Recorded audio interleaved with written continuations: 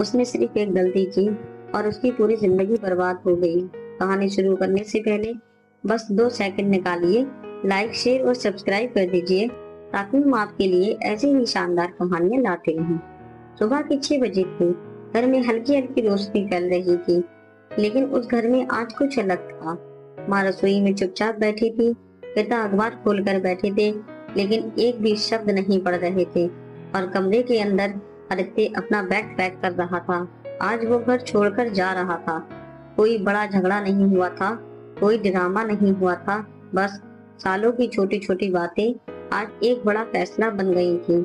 आदित्य ने बैग बंद किया, एक बार पूरे कमरे को देखा।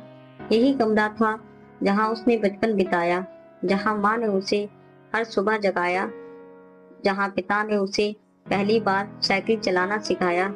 लेकिन आज उसे ये सब बोझ लग रहा था। वो बाहर आया, माँ की आंखें लाल थी। नाश्ता कर लो, आदित्य ने बिना देखे कहा। भूख नहीं है।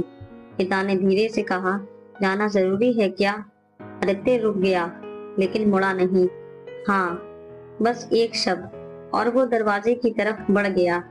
दरवाजे के पास एक छोटी सी फोटो टंगी थी, जिसमें 3 लोग थे, माँ, पिता और छोटा सा आदित्य। आदित्य ने 1 सेकंड के लिए उसे देखा, लेकिन फिर नजरें फेर ली और घर छोड़ दिया। शहर पहुंचते ही सब कुछ नया था। नई नौकरी, नया घर, नई जिंदगी।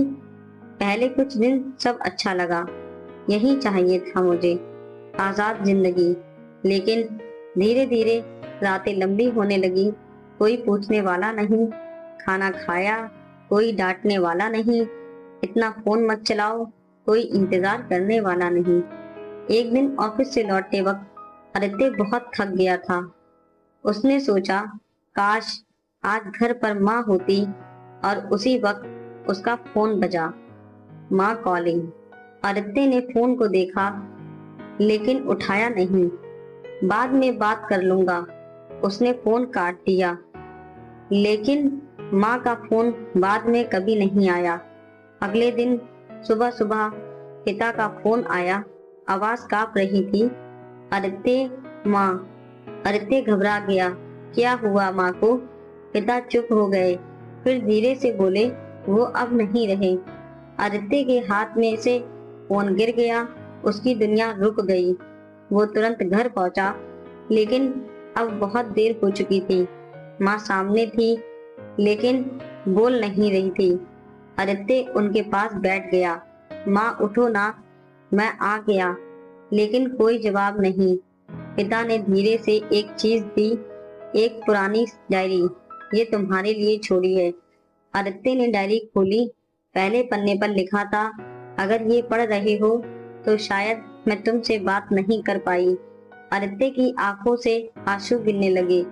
डायरी में लिखा था, तुम जब छोटे थे तो हर रात मेरे बिना सो नहीं पाते थे। आज तुम बड़े हो गए हो और मेरे बिना रहना सीख गए हो। लेकिन बेटा, माँ कभी तुम्हारे बिना रहना नहीं सीख पाई। आदित्य जोर जोर से रोने लगा। आखिरी लाइन थी, अगर कभी वापस आओ तो दरवाजा खुला मिलेगा। आदित्य ने चारों तरफ देखा, वही घर, वही दीवारें, लेकिन अब सब खाली रह गया था।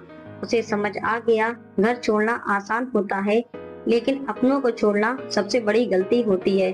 उस दिन के बाद आदित्य कहीं नहीं गया, वो वहीं रहा अपने पिता के साथ, क्योंकि अब उसे समझ आ गया था, सबसे बड़ी खुशी घर में ही